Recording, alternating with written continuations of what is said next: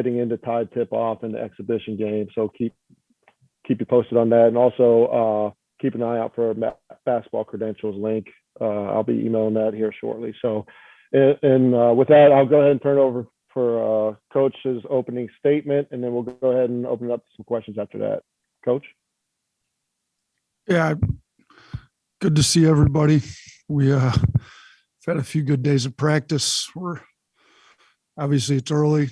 We looking forward to a good year, but we got a lot of work to do. But it's saw the charity exhibition got released today. We're looking forward to that. We've got a close scrimmage in that charity exhibition both before we open against Louisiana Tech. So we're looking forward to the year. I think we got a chance to be good, but we did lose a lot from last year. We've got a lot of work to do. I feel like we've had some pretty good practice this year. So kind of open up some questions. Thanks, Coach. Just a reminder, we'll use the raise hand function if you have a question, and we'll get to you. Let's go ahead and start with Charlie Potter first. Hey, Coach. I guess just some housekeeping. Where you guys stand from a health standpoint? Yeah, so we've got 13 scholarships. I know some people have more than 13 just because of the COVID waivers and stuff. We didn't have anybody that, seniors last year that chose to use it. So we're on 13 scholarships. Tamari's out for the year. Rojas is still recovering from his deal. He's still on a timeline to be back, hopefully by SEC play. And then those are the two that are out. Alex Tchikou is almost back to 100%. He's able to participate in most of the drills. He's just not back to where he's in shape enough to do everything, but he's getting there. And then Keon Ellis had a minor knee injury yesterday. He's day-to-day. He won't miss any games for it. We got plenty of time before the first game. He could miss we've got our first closed scrimmage in about a week and a half, and he may miss that, but that would probably be about all he'd miss. So that's where we're at as far as injury-wise goes. Mike Rodak? Yeah, Nate, when you look at JD and Juwan, just how much do you think you can get those guys on the court at the same time? And, I guess they're both point guards, but which one would be the true point guard if they're both out there at the same time? Yeah, I plan on playing them together a lot. I started 3-point guards at Buffalo at times. I don't really care if they can pass, dribble, and shoot. We're going to put them on the floor together. So both those guys can pass, dribble, and shoot it at a really high level. JD's really been showing how well he passes the ball. Quinerly obviously showed how well he passed the ball last year.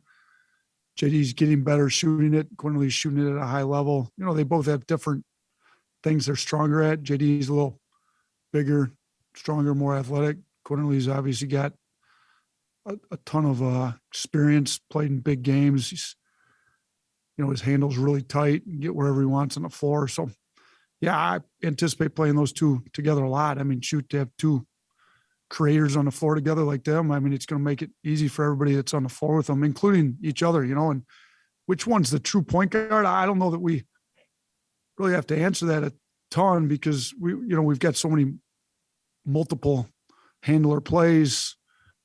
JQ's great off the ball. We shoot. Our starting point guard last year was Herb Jones, and then we played Herb and Quinerly together a lot. And sometimes Quinerly bring it up, sometimes Herb bring it up, sometimes Shaq would bring it up, sometimes Petty. We a lot of guys bring the ball up the floor for us. So if it's a dead ball situation, we may even switch that up as to who brings it up. So who our true point guard isn't that big of a deal in our system. So I don't know that question necessarily has an answer right now. Michael Casagrande, go ahead. Yeah, first, any good rounds of golf lately? Listen, I have not golfed since recruiting got opened back up again in September. What day was that? September 9th, maybe. Yeah, it's been over a month. So no great rounds of golf, but I did have the hole in one that you should have been covering as well as you're covering my bad swings, Michael. Yeah, well, I appreciate it. Any more updates on that? We'd appreciate it. The basketball, in terms of this team, this roster, expectations are obviously going to be higher this year with what happened last year. What's the mindset of the team right now, and how are you trying to manage that while keeping the momentum going? Yeah, I think the mindset of the team is in a good spot. They know we've got a target on our back. They also know we've graduated 4 seniors, and then Primo, who was a lottery pick, that's playing great. There's 5 really good players that are not here that were in the rotation last year. So there's a lot of guys that are going to be playing heavy minutes in the rotation this year that either were very limited minutes in the rotation last year or weren't here. So we've got a lot of work to do. Guys know it, but we also have the 2 leading returning scorers back and Shackleford and then Quinerly. So we do have experienced guard play, which is big in college basketball. And I think, our bigs, Charles Bediako, Keon Ambrose, Noah Gurley, Alex Tchikou, Keon played limited minutes. The other 3 didn't play at all here in the past. I think it is big that Noah's got a lot of experience in college. Juwan Gary's minutes should go up this year. So we're not nearly as experienced as we were last year on the front line, but we do have some experienced guard play. And I think our mindset is we got to be great on defense again. We jumped from 114th in the country to 3rd in the country last year in defensive efficiency, which had a huge part in our jump and win totals. So they know how important the defensive end of the floor is, and I think that's where we're focusing a lot of our attention right now. All right, let's go to Drew DeArmond next. Yeah, Coach, I wanted to ask you about some guys. Your staff is known as being able to develop players well. Talk about a guy like you just mentioned, Juwan Gary, and also Darius Miles. They're going to get an opportunity now with some of these injuries to play bigger roles. How are they developing in the offseason so far? And also, what kind of impact do you see out of a big like Charles Bediako? So let me get to the Juwan Gary, Darius Miles, and we'll cover Charles at the end. So Juwan obviously played in the rotation last year, I think 8 minutes a game. He was an energy guy, also guy, played hard. I think his biggest area of improvement he needed to make was in shooting the ball to get more minutes. He is shooting the ball much better. He's put a lot of time into it. I hope he can make a jump similar to what Herb made going into Herb's senior year, but we don't want him to overdo it with the shooting. He still needs to do what he does and guard, rebound, play hard, give us effort stuff. So his role should increase. It will increase if he continues to play that way he's been playing. Darius had to get a lot more consistent. He had to get stronger. He's gotten stronger. His consistency's starting to come around. The great day of practice is starting to become great days, in a row. We just got to continue to get consistency. His turnovers got to come down, but his playmaking ability, his athleticism, his shot making, it's all there. He's got all the tools. He's just got to put it together on a consistent basis from day to day. And it's starting to come around. He's looked a lot better. This first week of practice, we've had 5 official practices since it started last Thursday. Our first day we went was last Thursday. So the Charles Bediako question, look, he's something like we haven't had since I've been here. He's a shot blocker, a rim protector. He puts a lot of pressure on the rim, rolling out, pick and roll, sprinting the floor in transition, and he doesn't miss much around the rim. His finishing percentage at the rim is high. His rebounding numbers are high, and then he can really block shots. When guys try to challenge him at the rim, it looks a lot more like challenging an SEC big than maybe what we had in the past. So I think he's obviously helping us in practice. I think he's going to help us a lot in the games too. And he's a freshman, but he's got the right mindset. He works really hard. He comes in a lot. Seems as we've had 3 Canadians since I've been here with Primo and Charles and Keon. They all have got a very serious work ethic. They're all here, with a mission in mind. They're trying to get better, and I think he's no exception to that. He comes in and works really hard. He's gotten a lot better. Keon Ambrose has gotten a lot better too since last year. So I like the areas of improvement we've seen in both those big guys for us. Joey Blackwell. Hey, Coach, you got some talented new guys coming in this year like Davison and Bediako, and I'm just kind of curious, at this point heading into the season, what's the chemistry like between the new guys and the older players on the team? And also, how have you seen players like Quinerly and Shackleford kind of move up into leadership roles? So the new players, JD's was McDonald's All-American. He's been better than what I thought in a lot of areas. His passing ability, which, you saw some in AAU, but like with his high school team, he had to score it so much.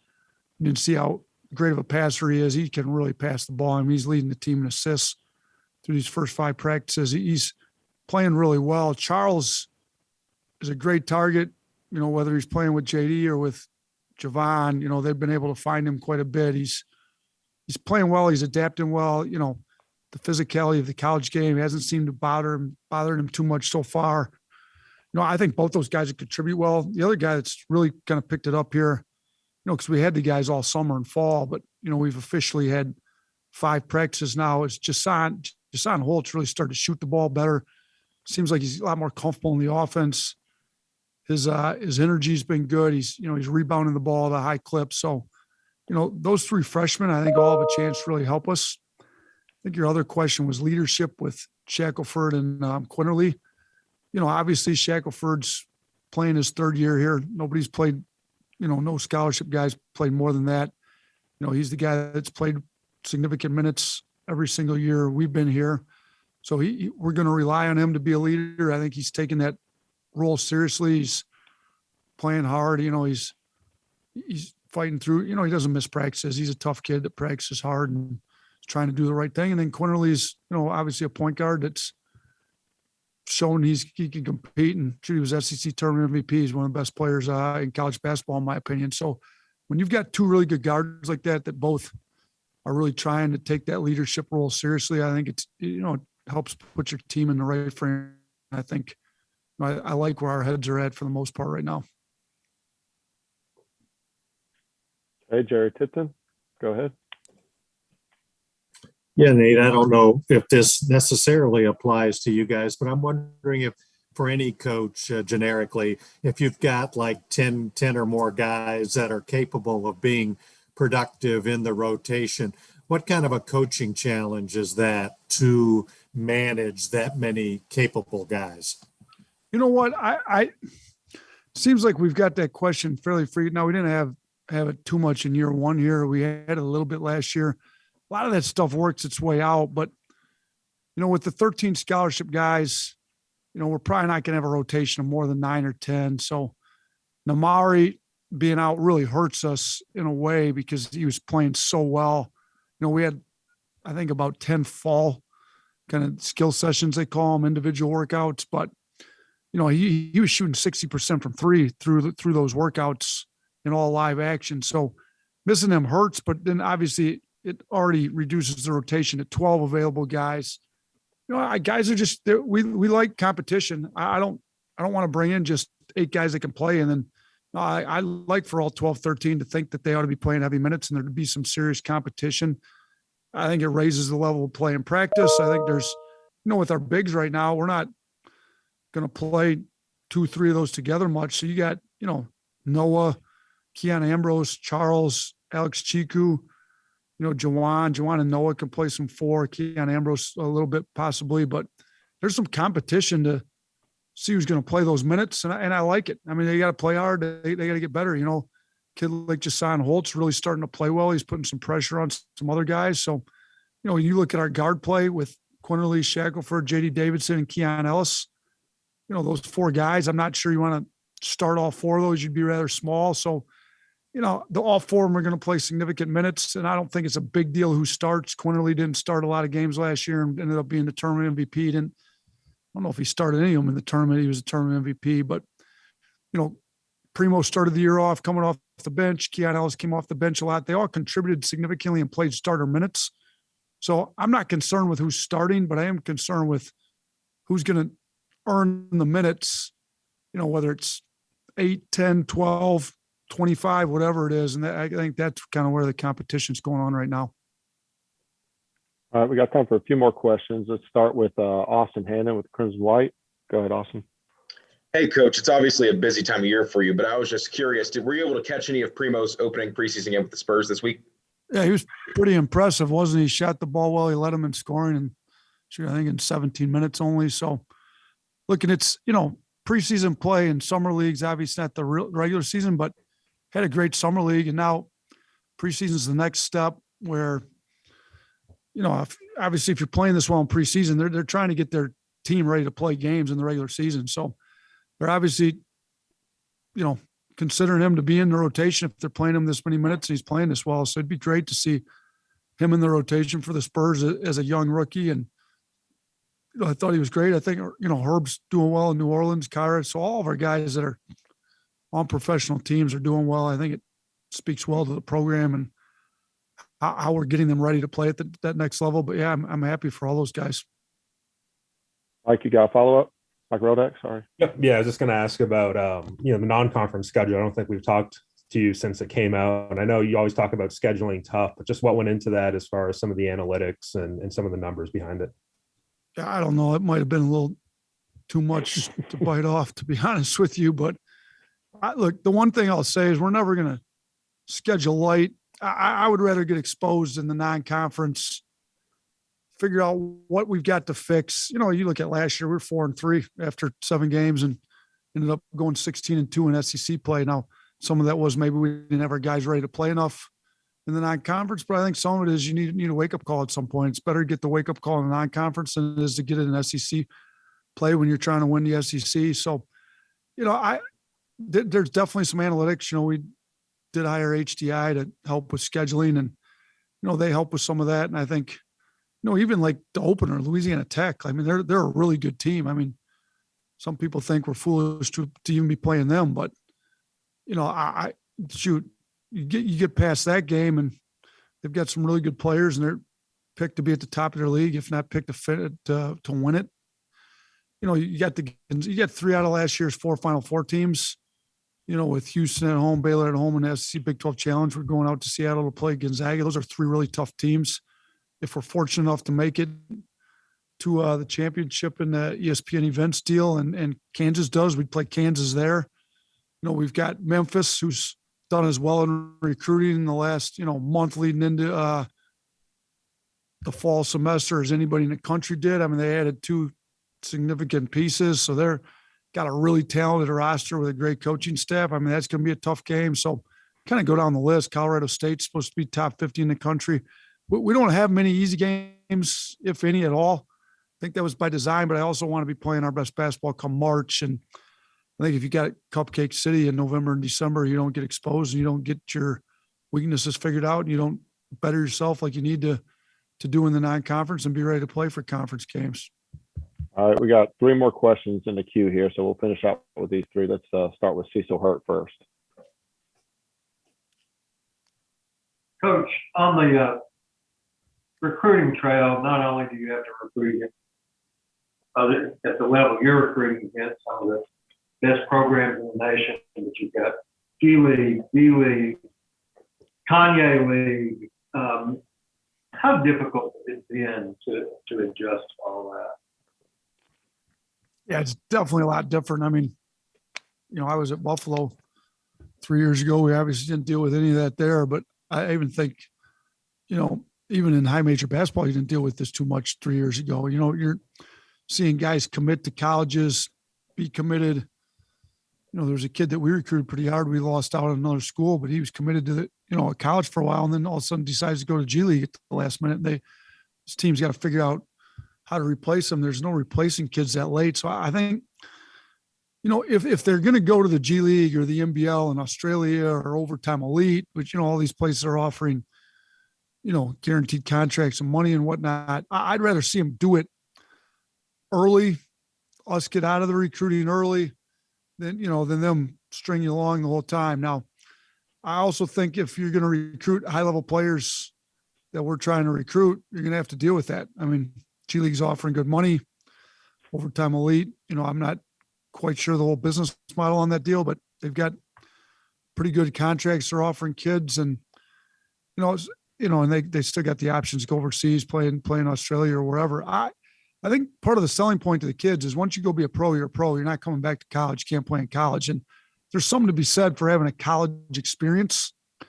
And there's also something to be said for preparing yourself to go play in the NBA. And I still think college can do that better than anywhere. And obviously I may be a little biased, but I think there's some solid selling points on it. If you look, some of these places are really just going to be playing exhibition games. Like, you're not competing to win a championship with some of these options that they have to go to. Now, obviously in the G League they would, but that particular G League team's treated a little different than the other ones. So, it's a different deal. Like competing to win the SEC, and I've talked to NBA scouts that have talked about this.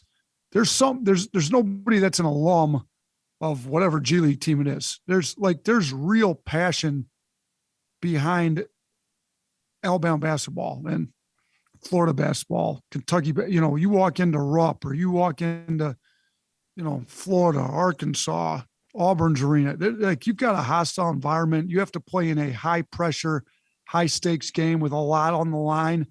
Like, the NBA scouts want to see how guys play in those type of situations.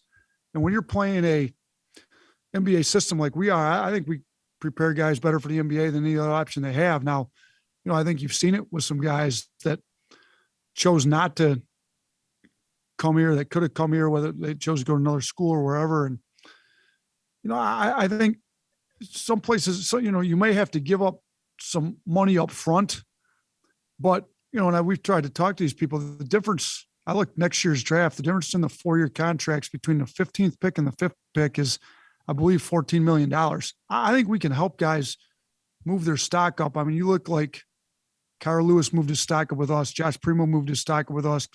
Herb Jones moved his stock up with us. You look at guys that have been able to move up their stock, and I think there's value, but you may have to put off that money for a year or two or whatever it may be, depending on what options you're looking at. But I still think it can be a sound financial decision as well as a sound decision just for helping a kid grow up. I think we got a lot more resources here to help young boys grow into young men grow into men that are ready to now go be a professional somewhere. All right, let's go to Michael Casagrande, and then we'll finish up with Drew. Go ahead, Michael. Yeah, on another different kind of recruiting note, I think this is the first time we talked to you since Jaden Shackleford went to the portal and came back. What was that recruitment like? How much can you say about the process of getting him to come back here?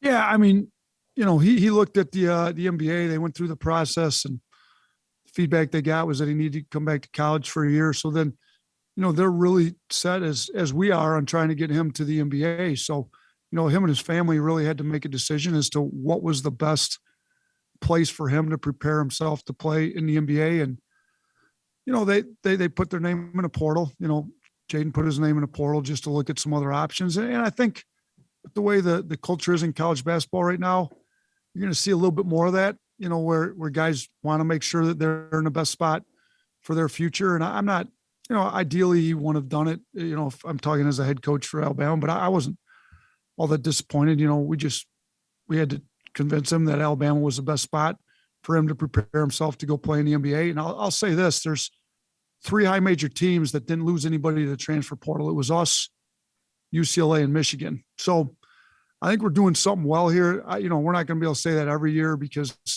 some point it just makes sense for a kid to go somewhere where he can play more, or get to a system that maybe fits him better. Maybe there just wasn't the right fit out, but we didn't want to lose anybody to the portal, and we didn't lose anybody to the portal this year. And once they put their name in the portal, and he kind of, I knew he was going to get a lot of positive feedback from teams. I mean, shoot, he was our leading scorer. We were the 5th best team in the country. I mean, that's something to be said for that. So he had a lot of good options. Still think at the end of the day, we play an NBA system.